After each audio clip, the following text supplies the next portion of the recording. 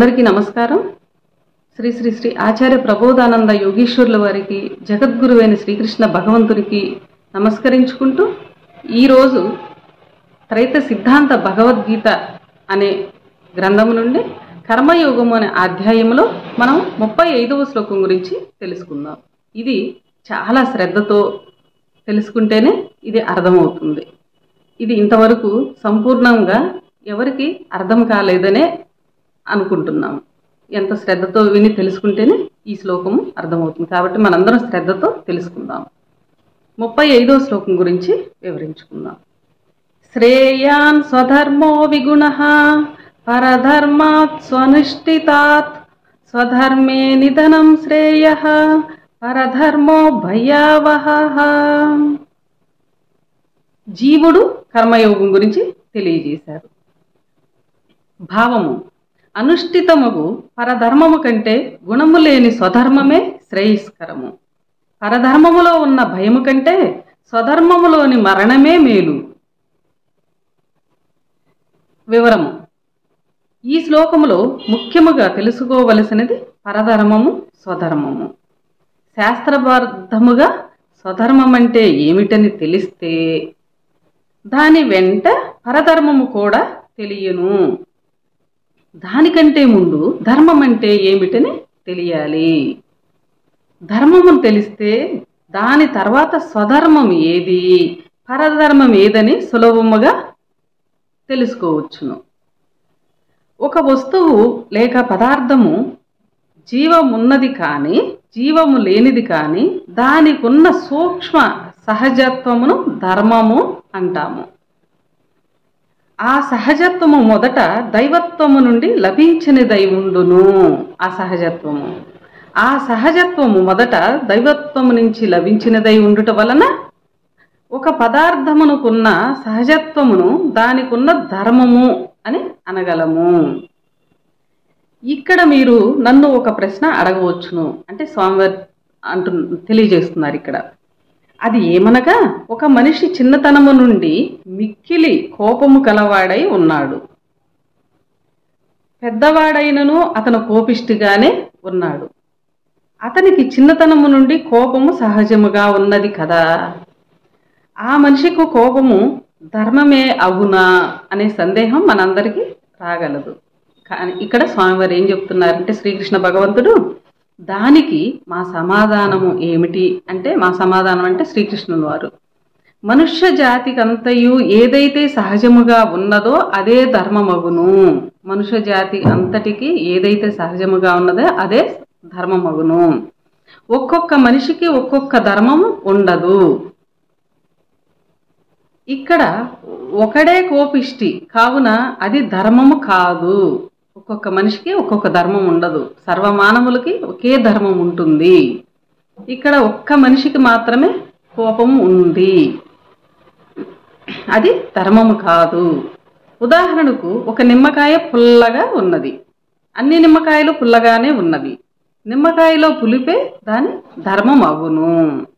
ఈ విధముగా ఒక చెట్టుకు ఒక ధర్మం ఉంటే ఆ జాతి చెట్లన్నిటికీ అదే ధర్మం ఉండాలి. అది రూలు. అప్పుడే అది ధర్మం అగును. ఒక జాతి మొక్క ఆకులో తేలు విషమును హరించు సహజత్వం ఉన్నది. ఆ జాతి మొక్కల ప్రతి ఆకులోనూ అదే సహజత్వం ఉన్నది. ఇక్కడ ఆ మొక్కకున్న సహజత్వమే దాని ధర్మం అగును. అట్లు కాక ఒక మొక్కలో ఆ శక్తి ఉండి అదే జాతి వేరు మొక్కలకు ఆ శక్తి లేకపోతే అది ధర్మము అని అనబడదు. ఒక మనిషికి ఉన్నది ధర్మము కాదు. ఒక మనిషికి ఉన్నది ధర్మము కాదు. అందరికీ ఉన్నదే ధర్మం అగును. ధర్మం అనున్నది పుట్టుకతోనే వచ్చుచున్నది. ధర్మం అనున్నది అందువలన దానిని సహజత్వము అన్నాము. జ అనగా పుట్టుట అని అర్థము. సహచరుడు అనగా వెంట తిరుగువాడని అర్థము. అట్లే సహజ అనగా వెంట పుట్టునదే అని అర్థము. దీని ప్రకారము సహజత్వం అనగా పుట్టుకతోనే వచ్చినదని అర్థము. ఒక జాతికి ఒకే విధముగా పుట్టుకతో వచ్చినదేదో అదే ధర్మమగును. ఇప్పుడు ధర్మం అంటే ఏమిటి అన్న విషయము కొంత అవగాహన అయినది అని అనుకుంటాము. పై శ్లోకములో భగవంతుడు ధర్మమును రెండుగా విభజించాడు. వాటికి స్వధర్మము, పరధర్మము అని పేరు పెట్టారు భగవంతుడు. స్వధర్మం ఏంటి, పరధర్మము అనేది ఏమిటి అనేది ఇప్పుడు ఇంకా కొంత వివరంగా తెలుసుకుందాం. ప్రకృతి పురుషుడని ప్రపంచమంతా రెండు భాగములుగా విభజించబడి ఉన్నది. ప్రకృతి అనగా పంచభూతములు మరియు వాటి వలన పుట్టిన సమస్తము. పురుషుడనగా పరమాత్మ మరియు దాని అంశమైన జీవాత్మ, ఆత్మ, పరమాత్మ. ఆత్మ, జీవాత్మ ఒక భాగము కాగా పరమాత్మ చేతనే తయారు చేయబడిన ప్రకృతి, దానికి సంబంధమైన గుణములు, ఇంద్రియములు మొదలగున్నవి అన్నీ ఒక భాగమై ఉన్నవి. మొత్తము మీద ప్రకృతి అంశమైన దానికంతటికీ ఒక ధర్మము ఉన్నది. పరమాత్మ అంశ అయిన దానికంతటికీ ఒక ధర్మము కలదని తెలియచున్నది. ప్రకృతి అంతటికి ఒక ధర్మము, పరమాత్మ అంశ అయిన దానికి ఒక ధర్మం ఉన్నదని తెలియచున్నది. దీనివలన ప్రకృతి పరమాత్మ ధర్మములు వేరు వేరని చెప్పకనే తెలియచున్నవి. దీనివలన ప్రకృతి ధర్మములు వేరు, పరమాత్మ ధర్మములు వేరు వేరుగా ఉన్నవని. ఇప్పుడు మనకు ప్రకృతిలోని భాగమై ఉన్నామా మనము, లేక పురుషుల్లోని భాగమై ఉన్నామా అని ఆలోచిస్తే, మనము ప్రకృతిలోని భాగమై ఉన్నామా, పరమాత్మలోని భాగమై ఉన్నామా అని ఆలోచిస్తే, మన శరీరము మరియు దానిలోని భాగములన్నీ ప్రకృతికి సంబంధించినవి కాగా, అందులో జీవాత్మగానున్న మనము పరమాత్మకు సంబంధించిన అంశగలవారమై ఉన్నాము. అందువలన మన శరీరము ప్రకృతి ధర్మంతో కూడుకొని ఉండగా, అందులోని జీవాత్మ అయిన మనము పరమాత్మ ధర్మమునకు సంబంధించి ఉన్నాము. మన శరీరమేమో ప్రకృతికి సంబంధించింది, శరీరములో ఉన్న మనము జీవాత్మేమో పరమాత్మకు సంబంధించి ఉన్నాము. స్వ అనగా నా, పర అనగా నాకంటే వేరు అయినది అని అర్థము. స్వ పర ధర్మములు అనగా జీవుని ధర్మము స్వధర్మమని, ప్రకృతి ధర్మము పరధర్మమని తెలియాలి. జీవులకు ఆత్మధర్మమే స్వధర్మమని తెలిసిన తర్వాత ప్రకృతి లేక శరీరము యొక్క ధర్మమంతయు స్వధర్మమని సులభము, పరధర్మమని, జీవాత్మలకు ఆత్మధర్మమే స్వధర్మమని తెలిసిన తరువాత ప్రకృతి లేక శరీరము యొక్క ధర్మమంతయు పరధర్మమని సులభంగా తెలిసిపోతుంది. ఇక్కడ అసలు విషయానికి వస్తే, పై శ్లోకమున స్వధర్మములోను పరధర్మములోను జరుగు పనులున్నాయని తెలియచున్నది. ఈ శ్లోకంలోనే స్వధర్మము గుణములు లేనిదని కూడా చెప్పారు. స్వధర్మము గుణములు లేనిదని చెప్పారు. ఇక్కడ స్వధర్మమునకు పరధర్మము వ్యతిరేక్తమై ఉన్నది. కావున స్వధర్మము గుణములు లేనిదైతే పరధర్మము గుణములు కలిగినదిగా ఉన్నదని తెలియచున్నది. దీనిని బట్టి గుణములు లేకుండా ఆచరించున్నది స్వధర్మమని, గుణములతో ఆచరించున్నది పరధర్మమని సులభముగా తెలియచున్నది. ఈ రెండింటిలో స్వధర్మమును ఆచరించుట జీవునిగా ఉన్న నీకు మంచిదని కూడా చెప్పారు. మనమందరము జీవులమే, కావున స్వధర్మమనున్నది ఆనాటి అర్జునునికే కాదు మనకు కూడా అవసరమని తెలియచున్నది. స్వధర్మమైన మనందరి ధర్మము శ్రేయస్కరమైనది. నిమ్మకాయకు సహజముగానున్న ధర్మము పులుపు. అలా నిమ్మకాయ పుల్లగా ఉండక చేదుగాను చప్పగాను ఉన్నది అనుకుందాము. అప్పుడు ఆ నిమ్మకాయ తన స్వధర్మమును కోల్పోయినదని, అధర్మమైన పరధర్మముల్లో ఉన్నదనుకొనవచ్చును. అలాగే ఒక మనిషి స్వధర్మమును కలిగి ఉండక పరధర్మములో ఉన్నాడనుకునము, అప్పుడు వాడు అధర్మముల్లో ఉన్నాడని చెప్పవచ్చును. భూమి మీద చాలా వరకు చెట్లు, కాయలు, పదార్థములు తమ ధర్మములను కోల్పోవటం లేదు. భూమి మీద ఉన్న చెట్లు, కాయలు, పువ్వులు వాటి ధర్మాలను కోల్పోవటం లేదు. కానీ మనుషులు చాలా వరకు 199 పాళ్ళు స్వధర్మమును కోల్పోయి పరధర్మ పరులైనారని చెప్పవచ్చును. మనుషులందరూ పరధర్మ పరులైనారని చెప్పవచ్చును. అందువలననే పై శ్లోకమున హెచ్చరించుచు స్వధర్మము మంచిదని చెప్పవలసి వచ్చినది. ఇక్కడ స్వధర్మ ఆచరణ ఏమి, పరధర్మ ఆచరణ ఏమి అను ప్రశ్నలు రాక తప్పవు. వాటి జవాబు కింద చూద్దాము. స్వధర్మము పరధర్మము ఒకే శరీరంలో ఉన్నవి. జీవితమును శరీరముతో మొదలుపెట్టిన ప్రతి జీవుడు మొదట పరధర్మములోనే ఉండును. జీవితమును శరీరముతో మొదలుపెట్టిన ప్రతి జీవుడు మొదట పరధర్మంలోనే ఉండును. చిన్నతనము నుండి ప్రతి ఒక్కరూ పరధర్మమునే ఆచరించవలసి ఉన్నది. మొదట పరధర్మముతో మొదలెడిన జీవితము కొంతకాలమునకు స్వధర్మంలోనికి రావలసి ఉన్నది. కానీ 99% మానవులు చివరి మరణము వరకు స్వధర్మములోనికి రాలేక పరధర్మములోనే ఉండిపోతున్నారు. మొదట పరధర్మము నుండి స్వధర్మమునికి దారి ఉన్నది. ఎందుకనగా ప్రతి ఒక్కరూ కడుపు కోసము ఏదో ఒక పనిని ఆచరించవలసి ఉండును. ఆ పని శరీరములోని గుణములు, మనస్సు, జ్ఞానేంద్రియములు, చివరకు కర్మేంద్రియముల ద్వారా జరుగుచుండును. గుణముల కార్యములన్నీ ప్రకృతికి సంబంధించినవి. అలాంటప్పుడు ప్రతి మనిషి ఉదయము నుండి కార్యములలోనే మునిగి ఉండును. ప్రతి మనిషి ఉదయము నుండి లేచింది మొదలు అందరూ కార్యముల్లోనే మునిగి ఉండును. కనుక వాడు ఆత్మ కంటే వేరైన పరధర్మములోనే ఉన్నాడని చెప్పవచ్చును.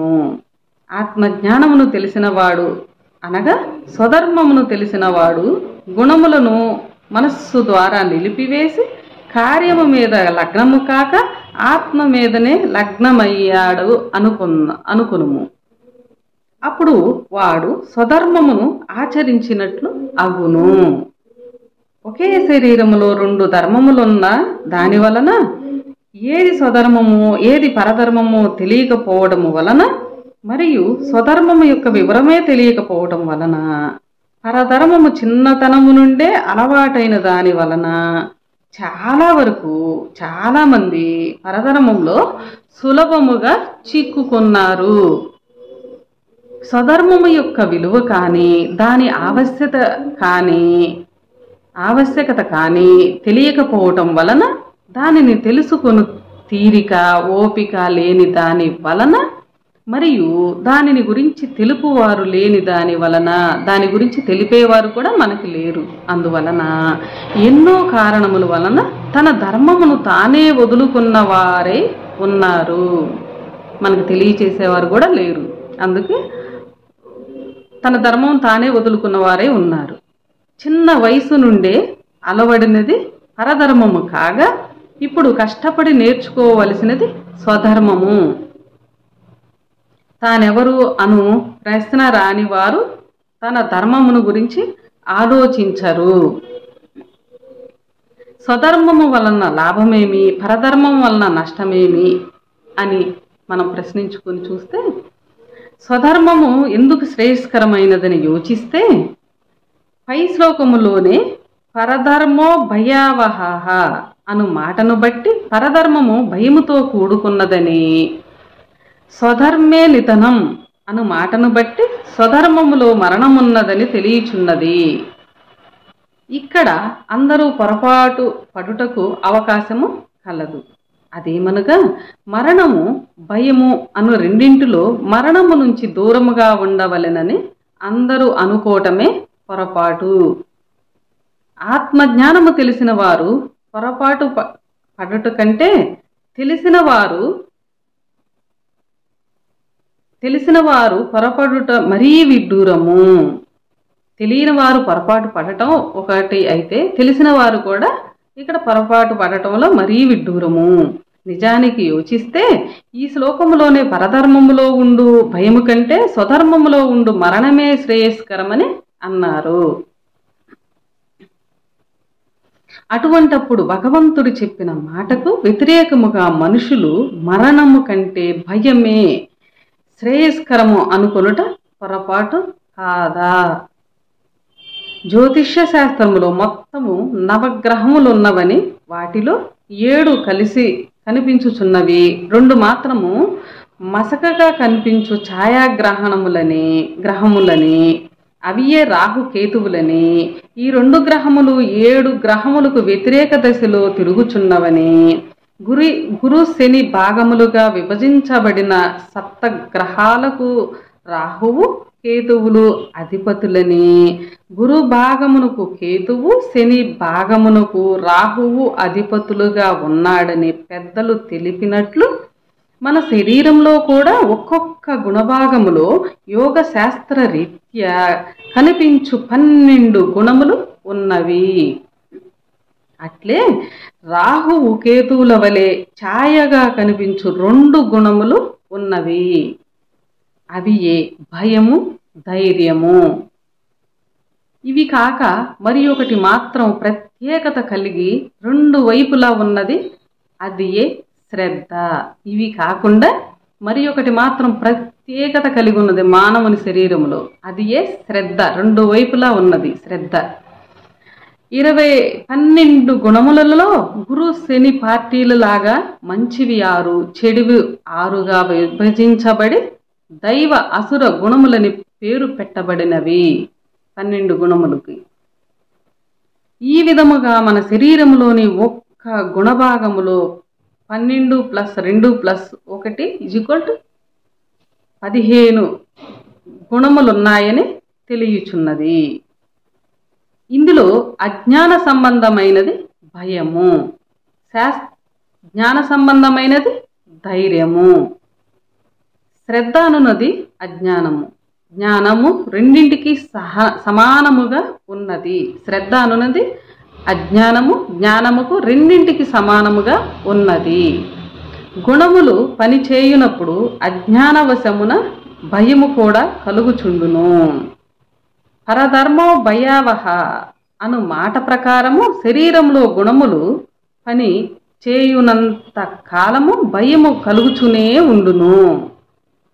దీనిని బట్టి చిన్నతనము నుండి భయము ఉన్నదని తెలియచున్నది. సాధారణముగా అందరూ భయము కంటే మరణము పెద్దదనుకుంటారు. మరణము జీవితంలో ఒక్క క్షణము మరియు ఒక్క మారే ఉండును. భయము జీవితంలో ఎంతో కాలముండును మరియు ఎన్నో మార్లు ఉండును. ఎంతో కాలము పొడవుగా ఉన్న భయము పెద్దదా, ఒక్క క్షణకాలమున్న మరణము పెద్దదా అని ప్రశ్నించుకొని ఆలోచించి చూస్తే చాలా కాలముండు భయమే పెద్దదగును. కానీ క్షణకాలముండు మరణం ఎలా పెద్దదగును అని ప్రశ్నించుకొని చూస్తే చాలా కాలము మానవుని పీడిస్తూ అనేక వ్యధలు కలుగు చేయు భయమును పెద్దదనుకోక, ఒక్క క్షణము ఒక్క మారు వచ్చు ఏ బాధ లేని మరణము పెద్దదనుకొనుట చాలా పొరపాటు కాదా? అందువలన పై శ్లోకమున భగవంతుడు స్వధర్మ నిధనం శ్రేయ పరధర్మో భయావహ, పరధర్మములో ఉన్న భయము కంటే స్వధర్మములో ఉన్న మరణమే మేలు అన్నాడు.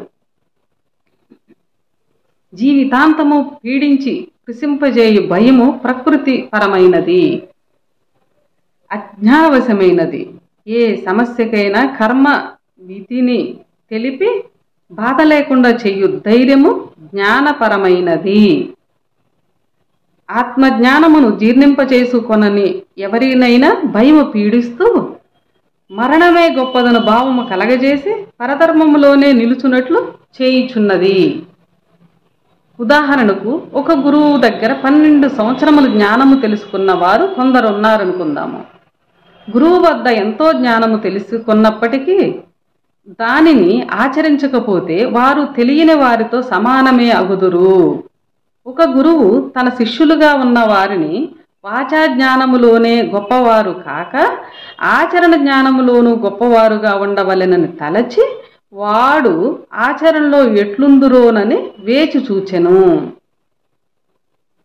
కర్మ ప్రకారము గురువు గారికి పెద్ద సమస్య వచ్చింది. ఆ సమస్యలో ప్రత్యక్షముగా అందరికీ తెలిసినట్లు గురువు గారికి ఎంతో కష్టము నష్టము వచ్చింది.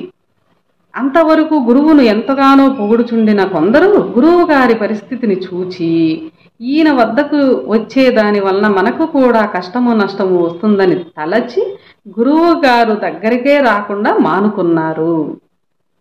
ఇక్కడ భయమనున్నదియే ముఖ్యముగా వారి యందు పని చేసిందని తెలియాలి.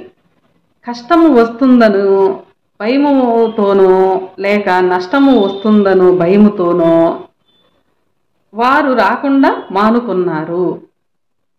ఏది జరిగినా కర్మ వల్లనే జరుగుతుందని, ఆ నిర్ణయమును ఎవరు మార్చుకోలేరను అజ్ఞానమును మరిచిపోయారు. ఈ నిర్ణయమును ఎవరు మార్చుకోలేరని ఆత్మజ్ఞానమును అప్పటిదాకా వాళ్ళు తెలుసుకున్న జ్ఞానమును మరిచిపోయారు శిష్యులు. వాచా జ్ఞానము కలవారు ఆచరణ జ్ఞానము లేని వారై ఉన్నారు. ఒక వంటను ఎలా వండితే రుచిగా ఉంటుందో తెలుసుకున్నామనుకొనుము. తెలుసుకున్నంత మాత్రమున ఆ వంట రుచిని అనుభవించలేము కదా. ఆ రుచి యొక్క అనుభూతి ఏమో తెలియదు.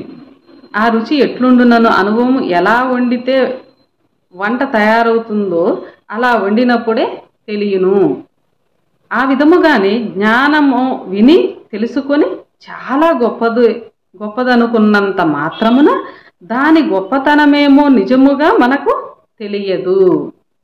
విని తెలుసుకున్న దానిని ఆచరించినప్పుడే దాని యొక్క గొప్పతనము తెలిసేది.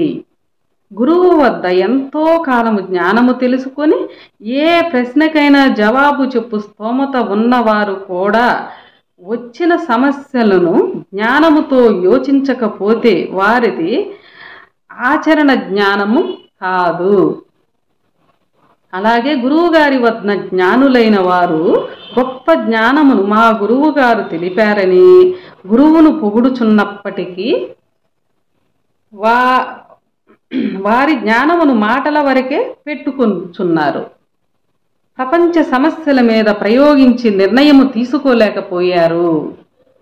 గురువుగారికి కష్టం వచ్చి ఆయన అనుభవిస్తుంటే వీరికి ఆ కష్టము లేకున్నను అలాంటిదే మాకు వచ్చునేమోనని భయముతో పారిపోయారు. అలా కొంతమంది పోగా ఇంకనో కొంతమంది మిగిలి ఉన్నారు. బయటి చదువులలో ఒక తరగతి నెగ్గి పై చదువులకు పోవుటకు 3 నెలల పరీక్ష, 6 నెలల పరీక్ష, సంవత్సరం పరీక్ష ఉన్నట్లు చివరకు ఆ మిగిలిన శిష్యులకు సంవత్సరపు పరీక్ష లాంటి సమస్య ఎదురైంది. ఆ సమస్యలలో గురువుగారికి శత్రువులుగా ఉన్నవారు గురువుగారిని చంపే నిర్ణయానికి వచ్చారు. 1 నెల లోపల ఎప్పుడు వీలు దొరికితే అప్పుడు చంపేదానికి నిర్ణయం చేసుకుని ఆ పని మీదనే వేచి ఉన్నారు. ఆ విషయము మిగిలిన శిష్యులకు తెలిసినది. తర్వాత గురువు గారికి తెలిసినది. కర్మ ఎలా ఉంటే అలా జరుగుతుందని ఆ సమస్యను ఏమాత్రము గురువు గారు లెక్కించుకోలేదు. ఇక మిగిలిన శిష్యుల విషయానికి వస్తే వారు ఈ విధముగా ఆలోచించారు. ముందే జారుకున్నవారు, ఎంతో తెలివైన వారు. మేము అప్పుడే చిన్నగా రాకుండా పోయి ఉంటే బాగుండేది. మేము తెలివి తక్కువ వారము, పొరపాటున ఇక్కడ ఉన్నాము. ఇక్కడ ఉండటం వలన మనకు ప్రమాదమే. గురువును ఎటు వాడు 10-20 రోజుల్లో చంపుతారు. ఒకవేళ మనము ఈయనతో సంబంధం పెట్టుకొని ఇలాగే ఉండటం వలన మనకు కూడా ముప్పు, చావు ఉండవచ్చును. ఈయన శిష్యులను అనిపించుకోకపోవటమే కూడా మంచిది కాదు. ఈయన శిష్యులు అనిపించుకోవడము కూడా మంచిది కాదు. ఇక్కడికి రాకుండా పోయి గురువు గారికి శత్రువులైన వారితో చేతులు కలిపితే మనకు వారి ద్వారా ఏమి ముప్పు ఉండదు అని కొందరు అనుకున్నారు. తర్వాత గురువు గారి ముఖమే చూడలేదు. బలవంతులైన శత్రువులతో పరిచయం ఏర్పరచుకొని వారెక్కడైనా కనిపిస్తే నమస్తే అన్న అని పలికేడివారు. చివరగా మరణమను సమస్యకు చెలించిన వారే చిరకాలము ఇతరులకు భయపడుచు కొందరు పోగా అప్పటికి కూడా జ్ఞానముతో యోచన చేసిన వారే జ్ఞాన సిద్ధాంతము ప్రకారము సర్వులను ఆడించున్నది కర్మ. కర్మ నిర్ణయం ప్రకారం జరిగేది జరుగును. మరణము ఎప్పుడైనా ఒకమారు తప్పదు. దానికి చలించితే మనకు జ్ఞానము తెలిసి ఏమి ప్రయోజనమని చలించక మిగిలిన శిష్యులు కొందరు ఉన్నారు. ఇలా కొంతకాలము జరగగా చంపబడుననుకున్న గురువు చంపబడలేదు. చంపగలరనుకున్న శత్రువులు చంపబడ్డారు. ముందేమి జరుగుతుందో కనిపించని కర్మలో ఉన్న రహస్యము కొంతకాలానికి కనిపించింది. సమస్య మొదలైనప్పటి నుంచి నోరు మెదపని గురువు ఇలా అన్నాడు: నేనెంతో జ్ఞానమును తెలిపాను. చివరకు భగవద్గీతను విపులముగా వ్రాయుట నా జీవిత ధ్యేయమన్నాను. దానిని పూర్తి చేయు వరకు నాకు మరణము లేదన్నాను. అలా భగవద్గీత కర్మయోగములో 34వ శ్లోకము వరకు వ్రాశాను. 35వ శ్లోకము స్వధర్మము పరధర్మమును తెలియజేయునది. 34వ శ్లోకము వరకు వ్రాసి నిలిపివేశాను. 35వది ఇంతవరకు వ్రాయక దాదాపు 6 సంవత్సరములు వేచి చూచాను. నా జ్ఞానమును తెలుసుకున్న వారు స్వధర్మ పరులెంతమంది ఉన్నారు, పరధర్మ పరులు ఎంతమంది ఉన్నారని చూడక తప్పలేదు నాకు అని గురువుగారు ఇక్కడ తెలియజేస్తున్నారు. జరిగిన కార్యమును బట్టి చూస్తే పరధర్మ పరులు 199% కాగా 1% మాత్రం స్వధర్మమునకు ఆచరించు వారే ఉన్నారు. అందువల్లనే రచనలో నిలిచిపోయిన కర్మయోగమును 35వ శ్లోకము ఇక్కడ ఇప్పుడు మొదలుపెట్టి చెప్పటం అయినది. స్వధర్మ పరధర్మములను ఎంతో వివరముగా చెప్తే కానీ భవిష్యత్తులో జ్ఞానము తెలుసుకోను వారు తెలిసినంత మాత్రమున ప్రయోజనము లేదు. తెలిసిన దానిని జీవితంలో ఉపయోగించుకున్నప్పుడే, తెలిసిన జ్ఞానమును జీవితంలో ఉపయోగించుకున్నప్పుడే జ్ఞానం యొక్క విలువ పొందగలిగిన వారమవుతారని అనుకోగలరు. భగవంతుడు ఏది చెప్పినా అది సత్యమే. కనుక ఆయన చెప్పినట్లే అన్ని విధములు యోచిస్తే భయము కంటే మరణమే మేలు, పరధర్మము కంటే స్వధర్మమే మేలు, గుణములు కర్మగల అధర్మము కంటే అవి లేని ధర్మమే మేలని పై శ్లోకము యొక్క సారాంశము తెలియచున్నది. ఇంతవరకు పరధర్మముల వివరము విన్న అర్జునుడు ఎంతో మంది పరధర్మమునే ఆచరించుచున్నారని తెలిసి తెలియక తప్పు చేసిన వారుండవచ్చును కానీ జ్ఞానము తెలిసిన వారు తప్పు చేయుచుండుట చాలా విచిత్రం అనుకుని ప్రపంచ విషయంలో కూడా తెలిసి కొందరు తప్పు ఎందుకు చేస్తున్నారని శ్రీకృష్ణుణ్ణి ప్రశ్నించారు అర్జునుల వారు. ఇంతటితో ఈ శ్లోకం యొక్క వివరము పూర్తయినది. అందరికీ నమస్కారం.